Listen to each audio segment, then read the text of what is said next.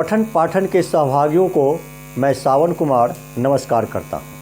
आज के पठन पाठन में मैं लेकर आया हूँ हिंदी व्याकरण मंथन की चर्चा संख्या 24। चर्चा संख्या 24 में हम बातें करेंगे कर्ता और क्रिया के मेल संबंधी नियम गौ के उपनियम 1 पर।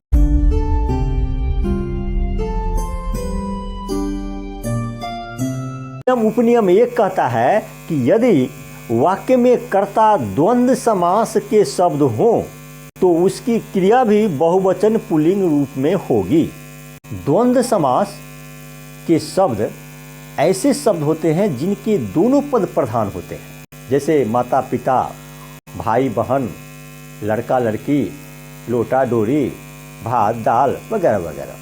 द्वंद्व समास के दोनों पद प्रधान होते हैं। यदि उसको हम समास विग्रह करते हैं तो उसके बीच में और, तथा एवं संयोजक अव्यय जुड़े होते हैं। द्वंद्व समास के शब्द जब कर्ता के रूप में आते हैं और उसमें विभक्ति नहीं होती है तो क्रिया बहुवचन पुल्लिंग रूप में होती है। जैसे माता पिता बैठे हैं, क्रिया में कौन लगा के कर्ता की पहचान करते हैं। कौन बैठे हैं? माता पिता। माता पिता में विभक्ति लगी हुई है? नहीं है। इसीलिए क्रिया जो होगी कर्ता के लिंग और वचन के अनुसार होगी। तो माता पिता यहाँ पर द्वंद्व समास के शब्द हैं और द्वंद्व समास के शब्द बहुवचन पुल्लिंग रूप होते हैं। इसीलिए ये बैठे हैं, बैठे बहुवचन का रूप हुआ, है पर अनुस्वर दिए, इसीलिए ये भी बहुवचन का रूप है और ये पुल्लिंग रूप है। उसी तरह से हम अन्य वाक्य ले सकते हैं। राजा रानी आए हैं। कौन आए हैं? राजा रानी। राजा रानी यहाँ पर कर्ता के रूप में है। क्या इसमें विभक्ति लगी हुई है?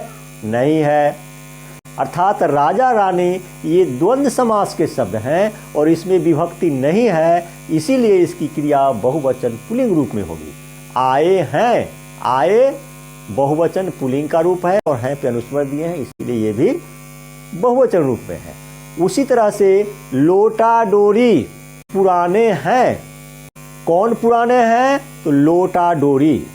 इसमें विभक्ति लगी हुई है? नहीं लगी हुई है। लोटा पुल्लिंग है, डोरी स्त्रीलिंग है। तो देखिए उसी तरह से राजा पुल्लिंग है, रानी स्त्रीलिंग है, माता स्त्रीलिंग है, पिता पुल्लिंग है। तो इस द्वंद्व समास में हम ये देख रहे हैं कि इसमें स्त्रीलिंग और पुल्लिंग दोनों पद आए हैं। उस तरह से लोटा डोरी में विभक्ति नहीं लगी हुई है तो ये बहुवचन होगा। इसकी क्रिया जो होगी बहुवचन। पुराने हैं, ने लगा देने से क्या हो गया? पुल्लिंग रूप हो गया बहुवचन, और हैं लगाने अनुस्वर देने से भी ये बहुवचन का रूप हुआ, यानी पुराने हैं बहुवचन पुल्लिंग का रूप हुआ। उसी तरह से भात दाल पक चुके हैं, यहाँ पर भात पुल्लिंग है और दाल स्त्रीलिंग है। ये इसमें विभक्ति नहीं लगी हुई है, इसीलिए क्रिया जो है चुके हैं बहुवचन पुल्लिंग रूप में। उसी तरह से भाई बहन पढ़ रहे हैं।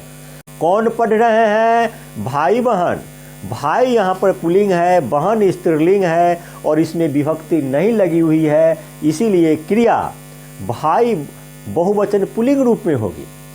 पढ़ रहे हैं, रहे हैं यहाँ पर बहुवचन पुल्लिंग का प्रतीक है, हैं देने से अनुस्वर बहुवचन हो गया और रहे जो है सो पुल्लिंग का प्रतीक है। उसी तरह से दिन रात बराबर हैं। दिन पुल्लिंग है, रात स्त्रीलिंग है और इसमें कोई विभक्ति नहीं है। कौन बराबर है? तो रात दिन, इसीलिए रात दिन कर्ता है, इसमें कोई विभक्ति नहीं है, इसीलिए क्रिया भी बहुवचन रूप में आई है, बहुवचन पुल्लिंग रूप में आई है अनुस्वर देकर के बहुवचन रूप दे दिया। तो हम यहाँ पर ये देख रहे हैं कि द्वंद्व के जितने भी समास हैं उसमें स्त्रीलिंग और पुल्लिंग दोनों हैं और उसमें विभक्ति लगी हुई नहीं है और वह कर्ता के रूप में, इसीलिए उसकी क्रिया बहुवचन पुल्लिंग रूप में होती है। वही बात मैंने ध्यातव्य में लिखा है। ध्यातव्य में इन वाक्यों में दो भिन्न लिंग के विभक्ति रहित कर्ता आए हैं, इसीलिए इसकी क्रिया भी बहुवचन पुल्लिंग रूप में आई है। स्पष्ट है? अब जरा इन वाक्यों को भी देखिए। वहां तो स्त्रीलिंग और पुल्लिंग दोनों तरह के शब्द थे। अब इसमें देखिए कि एक ही लिंग और वचन के शब्द हैं, लेकिन है द्वंद्व के ही।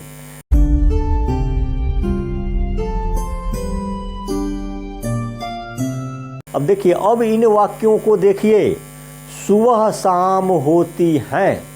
सुबह भी स्त्रीलिंग है, शाम भी स्त्रीलिंग है। कौन होती है?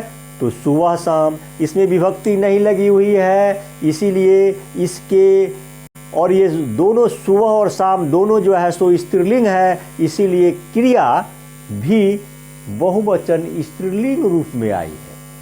दोनों में अगर स्त्रीलिंग पुल्लिंग होता तभी बहुवचन पुल्लिंग में होता। इसमें तो सिर्फ स्त्रीलिंग स्त्रीलिंग ही है, इसीलिए क्रिया भी स्त्रीलिंग में है, और एक दो बहुवचन हो गया, इसलिए क्रिया भी बहुवचन में हो गई। इसलिए सुबह शाम होती हैं बहुवचन स्त्रीलिंग रूप में आई, क्योंकि इसके कर्ता विभक्ति रहित और स्त्रीलिंग है, दोनों के दोनों स्त्रीलिंग हैं। उस तरह से दाल रोटी पक चुकी हैं, दाल भी स्त्रीलिंग है और रोटी भी स्त्रीलिंग है, इसमें कोई भी विभक्ति नहीं है, इसीलिए कौन पक चुकी है? तो दाल रोटी, इसीलिए इसकी क्रिया भी स्त्रीलिंग बहुवचन स्त्रीलिंग रूप में आई है। यानी दोनों जब स्त्रीलिंग स्त्रीलिंग ही हो तो बहुवचन स्त्रीलिंग रूप में क्रिया होगी। उसी तरह से देखिए, हलवा पुलाव पक चुके हैं, हलवा भी पुल्लिंग है और पुलाव भी पुल्लिंग है, तो एक हलवा और एक पुलाव मिलके बहुवचन हो गया, लेकिन है दोनों के दोनों क्या? पुल्लिंग में है, इसीलिए क्रिया भी बहुवचन पुल्लिंग रूप में होगी। इसीलिए यहाँ पर दिए हैं पक चुके हैं। इसीलिए यही बात मैंने ध्यातव्य में दिया है। वाक्य में एक ही लिंग के द्वंद्व समास के शब्द विभक्ति रहित कर्ता के रूप में आए हों तो क्रिया उसी लिंग के बहुवचन में होगी। स्पष्ट है?